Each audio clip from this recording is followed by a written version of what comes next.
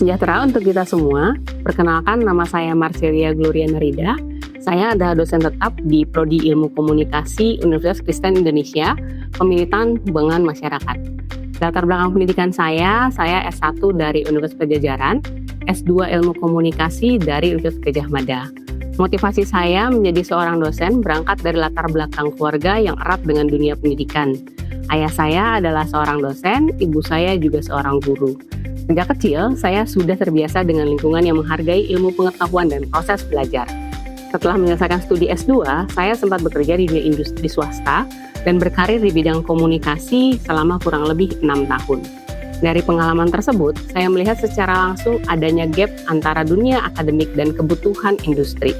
Banyak hal penting yang sebenarnya bisa dilakukan di dunia kerja atau dibutuhkan di dunia kerja, namun tidak dipelajari secara mendalam di dunia kampus. Hal inilah yang memotivasi saya untuk menjadi dosen.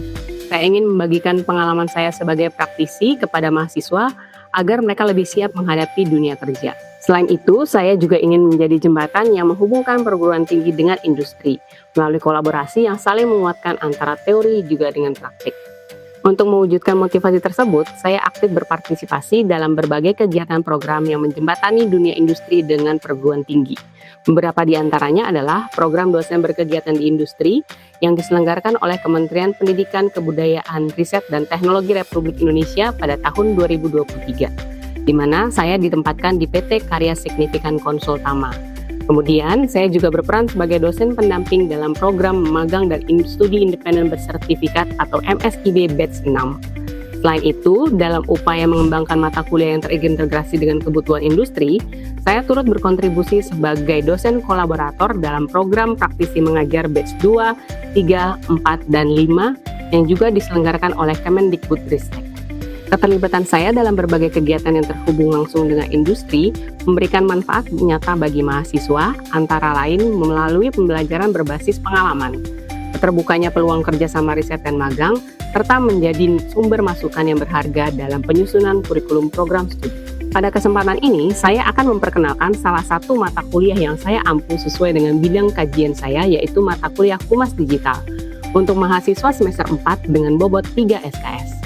Diselenggarakan dalam 16 pertemuan tatap muka dengan rincian 13 kali pertemuan materi, 1 kali pertemuan berbentuk kunjungan ke industri, dan 2 kali pertemuan berbentuk proyek untuk pengambilan nilai UTS dan UAS. Mata kuliah Humas Digital ini membekali mahasiswa dengan pengetahuan dan keterampilan dalam menerapkan strategi hubungan masyarakat di era digital saat ini. Mahasiswa akan mempelajari penggunaan media digital seperti media sosial, website, dan aplikasi dalam membangun reputasi dan berkomunikasi dengan publik. Fokus utama meliputi manajemen konten digital, analisis media sosial, manajemen krisis, serta pemanfaatan data dalam humas. Mahasiswa juga akan memahami tren terbaru dan inovasi dalam humas digital, serta etika dan tanggung jawab sosial yang menyertainya. Mata kuliah ini menggabungkan teori dan praktek untuk mempersiapkan mahasiswa menghadapi tantangan di industri komunikasi modern.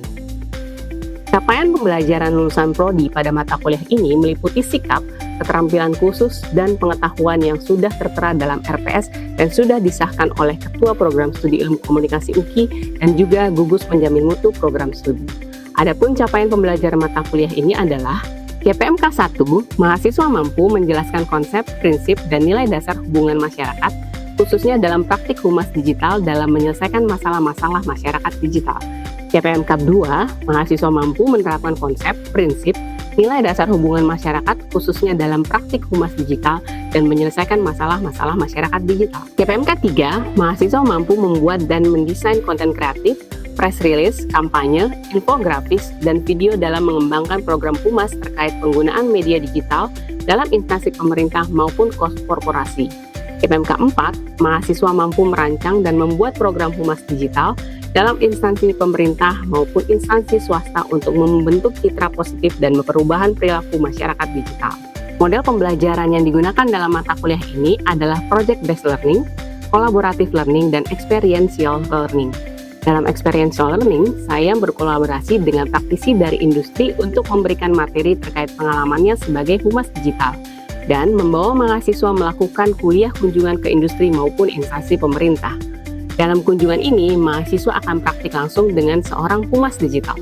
Mata kuliah ini juga pernah diikut sertakan dalam program praktisi mengajar Kemendikbudristek pada batch 2 dan batch 4. Berikut adalah video pembelajaran pada mata kuliah Humas Digital pertemuan ke-13 dengan materi analisis media sosial dan sentimen publik digital.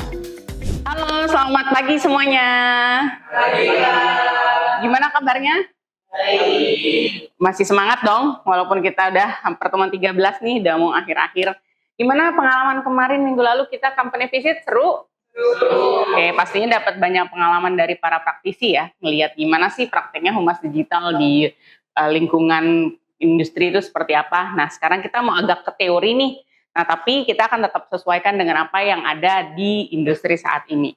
Nah, materi kita sesuai RPS adalah analisis media sosial dan sentimen publik digital. Kita mau lihat sih dari sisi publik digital itu apa. Publik digital ini kalau menurut LIM di bukunya 2020, itu masyarakat yang terhubung secara daring dan membentuk ruang publik di dalam media sosial. Jadi kalau kita kan di kelas nih, kita ini terbentuknya secara onsite, kita ketemu secara tatap muka. Berarti kita disebut publik, dalam PR kita masih publik. Tapi ketika nanti kita pulang, terus kita buka handphone kita, masing-masing kita komentar terhadap postingan atau kita saling berinteraksi satu sama lain di media sosial, kita langsung disebut sebagai publik digital. Nah, sehingga di sini kita bisa lihat bahwa publik digital itu dia bisa mengungkapkan pendapat. Dia bisa mengungkapkan pendapat inilah yang membentuk opini secara garis besar untuk menggambarkan mereka tuh lagi ngomongin apa sih tentang perusahaan kita, tentang brand kita, atau tentang produk kita. Nah, makanya kenapa sih analisis media sosial ini kita pelajari saat ini. Nah, analisis media sosial ini merupakan pengumpulan, pengukuran, dan interpretasi data dari berbagai platform media sosial. Jadi kalau teman-teman tuh posting nih di Instagram, atau TikTok, atau Twitter, apapun yang kamu tulis di sana, apapun yang kamu posting di sana, apapun teman kasih komentar, atau mungkin orang yang nggak kamu kenal komen gitu, itu langsung bisa kita tarik dan kita analisis. Sebenarnya apa sih gambarannya publik terkait dengan postingan kamu? Apalagi kalau publik misalnya nyebut nih brand kita secara langsung, nyebut produk kita secara langsung, perusahaan kita secara langsung. Nah, inilah analisis media sosial itu. Kemudian, kenapa sih penting bagi PR? Nah, seperti yang kita dapat di company visit minggu lalu, kita dapat gambaran bahwa praktisi PR itu harus terus tahu publiknya ngapain. Nah, kalau dulu secara tatap muka nih, misalnya sering kan bikin press conference, terus kemudian ngundang secara gathering, pertemuan tatap muka. Tapi saat ini pertemuan tatap muka itu udah semakin minimal. Semakin minim, nah kenapa? Karena segala sesuatu dilakukan di media digital atau di media sosial. Nah, di media sosial ini kita ngelakuin analisis media sosial dalam salah satu bentuknya analisis sentimen, yaitu memahami sentimen dan opini publik. Sentimen tuh gini, publik tuh kalau ngomongin produk kita, itu apa sih responsnya? Jangan-jangan langsung brand bahwa ini produknya kurang oke. Atau kebalik, malah produknya oke. Nah, sehingga ketika kita melakukan analisis media sosial ini, khususnya dalam bentuk analisis sentimen, kita tahu bahwa produk kita itu ternyata responsnya adalah negatif misalnya. Ternyata kenapa negatif? Karena ternyata kita salah pakai influencer. Kita salah pakai influencer ini ternyata ada stigma negatif yang tertanam dalam publik digital sehingga ngikut ke produk kita. Nah, dari kita tahu seperti itu, maka kita bisa lakukan langkah-langkah selanjutnya ke depan seperti apa. Jangan sampai udah keburu kebentuk nih opini publiknya tentang brand kita dari segi negatifnya. Kemudian kita bisa lihat itu deteksi dini krisis. Misalnya kalau krisis itu kan umumnya dari isu. Jadi isu-isu yang beredar di media sosial tentang perusahaan kita ternyata itu bisa menghasilkan krisis. Dari menganalisis sentimen, walaupun dia tidak komentarnya di postingan kita nih, dia komentar di postingan orang lain yang sebenarnya itu adalah bukan official kita gitu. Tapi kita tetap bisa tariknya. Nanti kita sama-sama lihatkan bagaimana cara menarik komentar-komentar di media sosial ini. Dan yang pasti kita bisa lihat efektivitas kampanye, meningkatkan reputasi, dan juga terkait dengan strategi-strategi konten yang akan kita buat ke depan. Mau kita gunakan brand ambassador, atau kita pakai konten kreator, atau kita lebih baik pakai karyawan kita aja nih, gitu bikin kontennya. Nah, kita akan lihat ya selanjutnya. Kalau teman-teman ada yang mau nanya, bisa langsung tanya ya, nggak usah sampai nunggu saya buka forum gitu. Bisa langsung bertanya. Nah, sentimen publik digital ini apa sih? Dia membentuk pola positif negatif, atau netral. Kalau misalnya gini, kita lagi ngomongin sebuah maskapai penerbangan, ada penerbangan A, B, dan C. Ketika kita ngomongin maskapai penerbangan B, stigma kita adalah ini suka delay nih. Padahal pesawat ini delaynya ya dari 100 kali penerbangan hanya 10 kali, tapi udah stigmanya udah negatif, dia delay. Nah itu tandanya kamu ketika ngomongin kita sebagai PR dari maskapai ini, kita udah dapat gambaran bahwa ya rata-rata pada ngomong kita secara negatif seperti itu. Nah, kemudian ada juga yang ternyata secara branding, oh dia sudah positif. Ada lagi ketika misalnya kita lagi bikin postingan kita adalah biar lambat asal selamat gitu ceritanya ya, karena kita sadar kita sering delay tapi kita bikin postingan seperti itu. Lalu kita lihat positif artinya orang-orang setuju terhadap statement kita. Statement bahwa biar lambat asal selamat. Nah, kita udah merasa bisa mengidentifikasi bahwa publik ini publik setia nih. Oke, kita harus menjaga dia. Tapi bagaimana dengan yang negatif? Ternyata yang negatif bilang, ya ngapain nih pesawat seperti ini gitu. Buang-buang uang, membahayakan diri. Berarti ada sentimen negatif di sana. Maka dengan melakukan analisis sentimen, kita tahu bahwa oh ada sentimen negatif nih. Bagaimana caranya publik-publik yang ngomong negatif ini, kita melakukan pendekatan. Bagaimana caranya agar kita ubah persepsi mereka negatif ini menjadi positif. Kalau netral, itu misalnya komentar-komentar nih. Komentarnya cuma WK, komentarnya cuma yang pakai emoticon, gitu. Itu tidak terdeteksi secara pasti. Nah, seperti itu. Jadi kalau teman-teman kasih komentar di medsos, walaupun kamu ibaratnya pakai akun fake ya, nah itu, atau aku bukan akun fake, misalnya namanya disamarkan. Tapi hati-hati, semua yang kamu ketik itu bisa ditarik oleh perusahaan untuk menganalisis perusahaannya. Seperti itu. Oke, kita lanjut. Nah, ini salah satu contoh dari jurnal saya, dari publikasi saya, penelitian saya.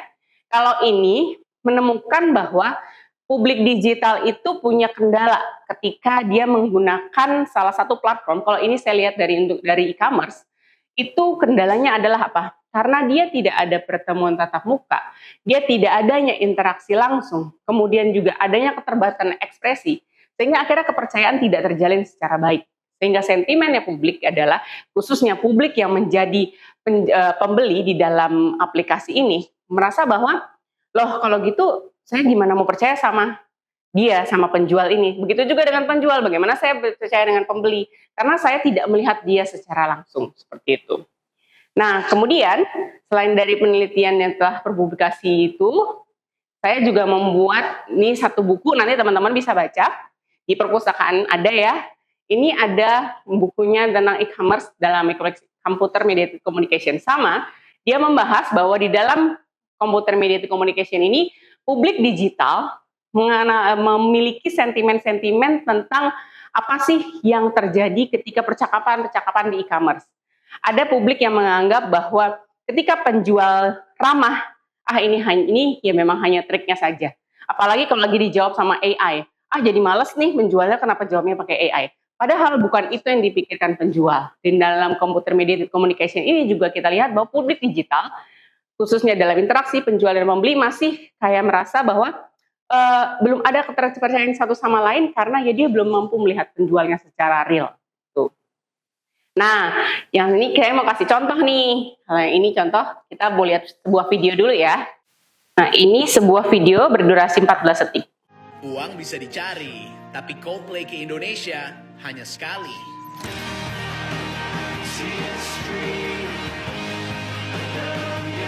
Info pinjol dan jual ginjal di bawah, terima kasih. Oke, ada fenomena apa yang kalian lihat dari video berdurasi 14 detik ini? Ini adalah sebuah postingan di media sosial pada saat Coldplay lagi rame-ramenya mau datang ke Indonesia untuk konser. Ada yang mau mengungkapkan? Pinjol, Pak. Pinjol, oke, lalu? Jual ginjal. Itu hal yang lumrah nggak? Enggak, tabu. Nah, tapi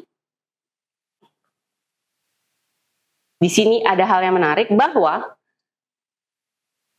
ternyata walaupun ngomonginnya hal-hal yang tabu yaitu pinjol dan juga jual ginjal, ketika kita tarik menggunakan export comments, ini adalah komentar nih sebenarnya sampai bawah ya, sampai di 17.000 komentar. Dia ada yang di sini malah nanya, pinjol mana sih yang tagihnya lemah lembut, pinjol mana sih yang nggak bakalan datang ke rumah, pinjol mana sih yang dia bunganya lebih kecil, artinya malah walaupun itu ngomonginnya secara tabu, ternyata respons publik itu belum tentu dia negatif, malah ada banyak yang positif. Terus kemudian ada juga yang memang netral, ada juga yang memang bilang ya itu kan riba, janganlah nanti kalian malah susah bayarnya. Ada, tapi nah seperti ini contohnya. Jadi public relations dalam melihat analisis sentimen publik digital, dia bisa lihat dari seluruh komentar yang ada di sini. Ini semua komen dia tarik ke sini.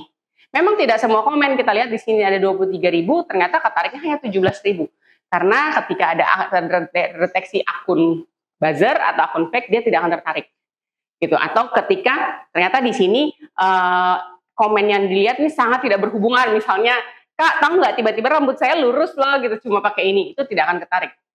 Nah, ketika dia ditarik, inilah yang akan kita analisis. Apa sih sebenarnya publik ngomongin apa tentang konten ini?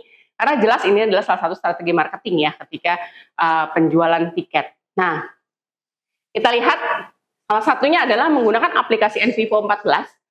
NVivo 14 ini ketika narik ternyata yang respon positif adalah 1.538 terhadap tadi bahwa apapun yang terjadi kamu beli tiket mau pinjol ataupun jual ginjal itu yang mendukung ada 1.538. Kemudian yang tidak mendukung statement dari konten tersebut ada 1.584. Nah ini kan kita lihat seimbang nih. Ternyata publik digital yang kalau kita lagi ketemu kayak gini sebenarnya kita ngomongin pinjol dan ginjal itu kan ih apaan sih gitu. Mungkin seperti itu. Tapi kalau di media digital, di media sosial dia bisa berubah. Karena ada ruang, mungkin ruang-ruang privacy ya. Karena ya komen gitu kan belum tentu teman baca gitu. Atau mungkin bisa jadi tidak jadi dirinya sendiri.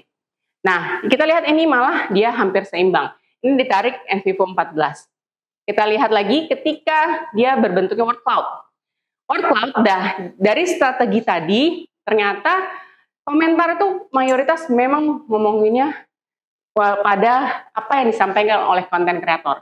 Artinya kita bisa lihat kalau kita mau menarik publik digital, ngomongin brand kita, ngomongin produk kita, kita bisa bikin suatu hal yang postingan yang bisa dibilang fenomenal lah, provokatif gitu. Nah, ini sudah membuktikan bahwa ya dia ada di sekitar sana, gitu, di sekitar apa yang disampaikan oleh konten kreator tersebut.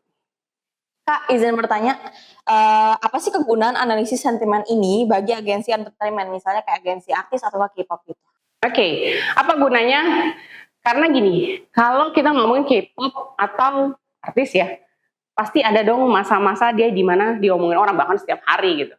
Kalau fansnya itu akan cenderung defend, bertahan.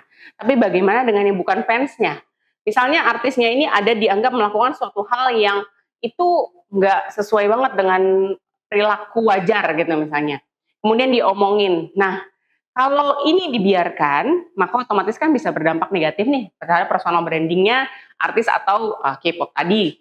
Maka analisis sentimen tadi bisa dilakukan dengan misalnya di postingan, misalnya kita sebut aja ya, artisnya misalnya ABC gitu. Postingan ABC ini, misalnya seperti ini, pada saat dia bikin postingan, nah si agensi tersebut bisa tarik seluruh komentar di sini dan kemudian menganalisis apa sih sebenarnya yang diomongin.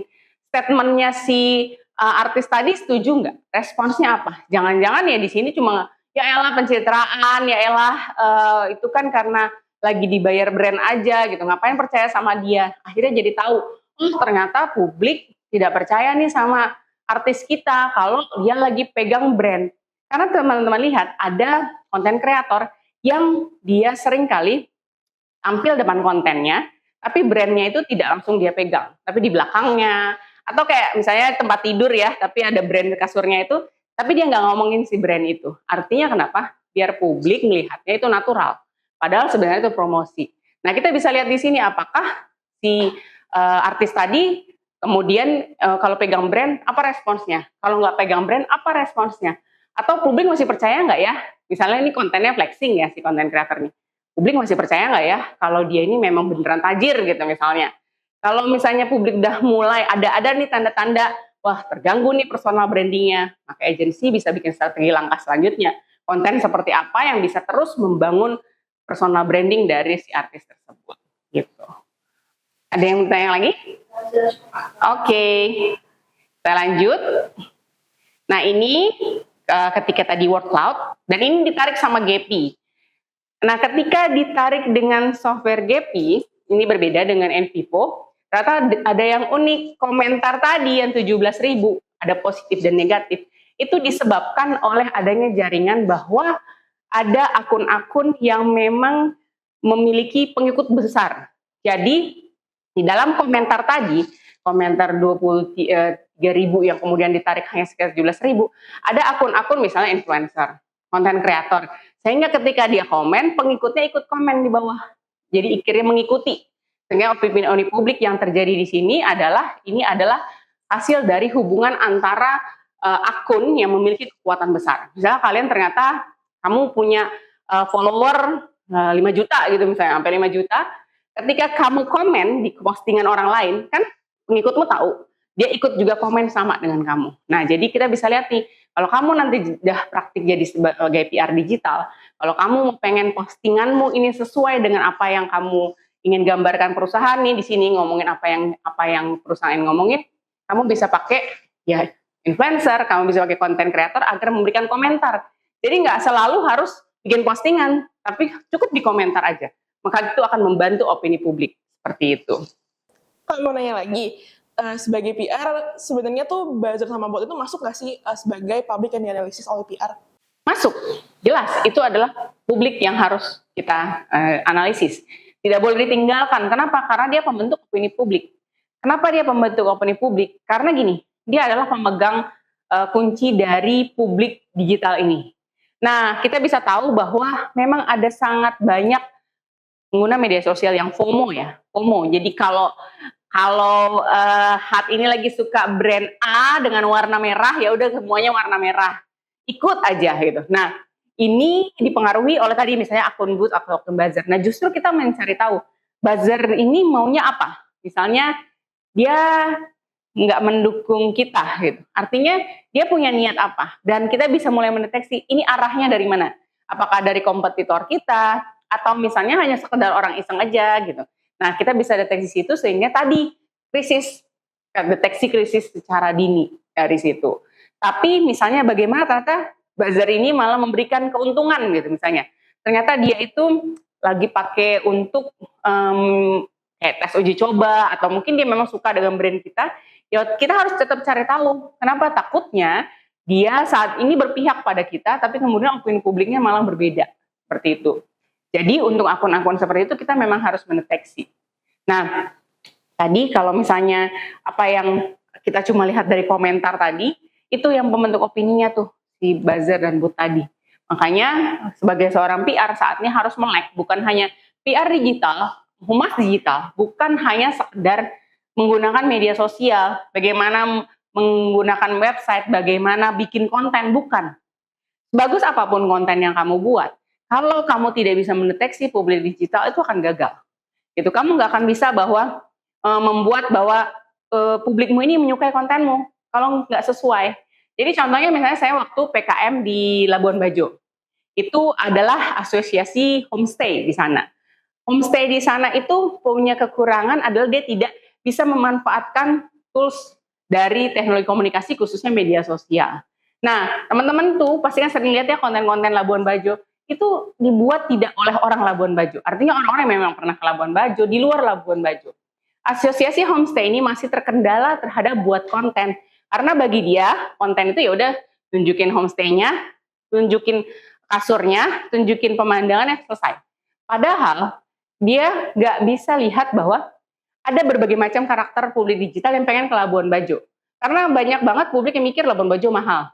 Ya udah nggak jadi ke Labuan Bajo. Padahal ternyata ada homestay. Nah, bagaimana menjangkau homestay ini?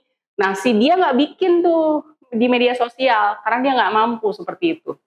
Nah, ini kita bisa manfaatkan bahwa kalau kita paham publik kita, publik kita ini sebenarnya pengen nunjukin bahwa ada loh homestay di Labuan Bajo, ada loh homestay yang pemandangannya indah di Labuan Bajo, tapi harganya bisa terjangkau. Nah, itu kita bisa manfaatkan.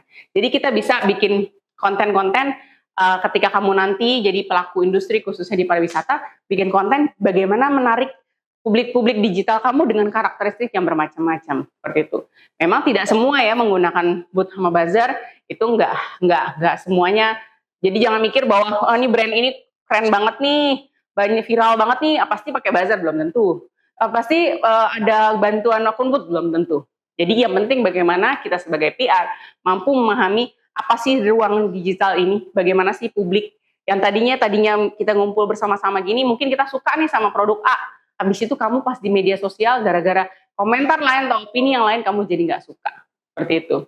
Jadi kita bisa lihat kekuatan publik digital dari apa yang ada di media sosial, dengan salah satunya adalah menganalisis media sosial tersebut dalam bentuk salah satunya adalah analisis sentimen, seperti itu.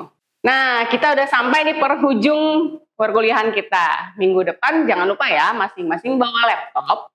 Laptopnya udah terinstal aplikasi nVivo. Gak apa-apa kalau bukan yang premium, kita yang bergratis aja. Yang penting kita belajar dasar ya, bagaimana nanti kita masukin nih komen-komen yang tadi saya udah tarik dari ekspor komen. Kamu belajar bagaimana sih caranya ngeliat ini positif atau negatif gitu. Nah, ini buat apa? Buat persiapan project di UAS kita. Seperti itu, oke? Baiklah, kita akhiri perkuliahan di sini. Sampai jumpa, selamat bertemu minggu depan. Tetap semangat ya semuanya.